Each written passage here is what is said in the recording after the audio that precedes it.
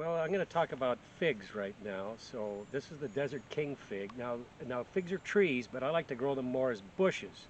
So you can see this tree is what about 9 feet tall. But I can just pull the branches down to me and reach every single fig. So I don't have to use any ladders or anything.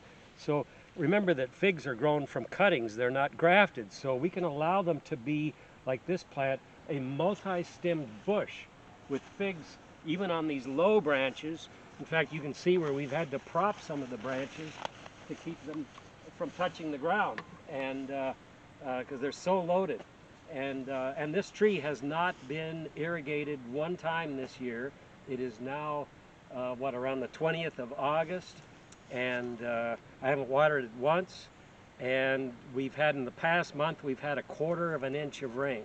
So this is a very drought tolerant tree or shrub once it's established. Now, what do I look for in a ripe fig? It's very important to pick figs when they're fully ripe. So these are Desert King figs. These are some nice ones for the kitchen, and these look a little nastier, but they're actually very sweet and delectable. So even though it's a little dark looking and soft inside, it's just going to be wonderfully sweet. And so they should be very soft. That's what you want to look for in ripening. And even though they might be a little discolored, they might even start to split a little bit. That's a sign of a really sweet, ripe fig when they look like that. One thing I look for then for when to harvest a fig is to find figs that are hanging straight down and very soft to the touch. And they should be hanging straight down and very soft to the touch. When you pluck them off then from the stem, there shouldn't be any white latexy sap oozing out of the plucked end. If it's a little split at the bottom, that's okay. But if you pluck it off and you see white latexy sap, you know, the figs are actually in the rubber tree family, so they have this white latexy sap, which can be a bit of an irritant too. You don't want to handle it too much. But the white latexy sap oozing from the plucked end is a sure sign of an unripe fig, so you might as well toss it. It's not going to taste good. Figs have to be dead ripe in order to taste good.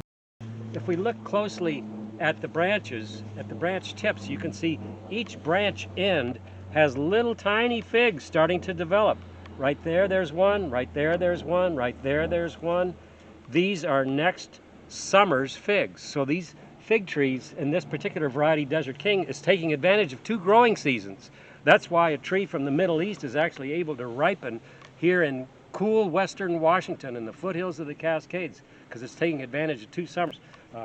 These started to develop, a fig like this started to develop like this, started to develop last summer, and the branch ends. So you want to encourage as many branch ends as possible. The best way to do that is to prune them in the summertime. Like June is probably the optimal month. That way we don't let them get too tall, and you have lots of branch ends. Each one will have, 3 or 4 or 5 ripe figs the following summer.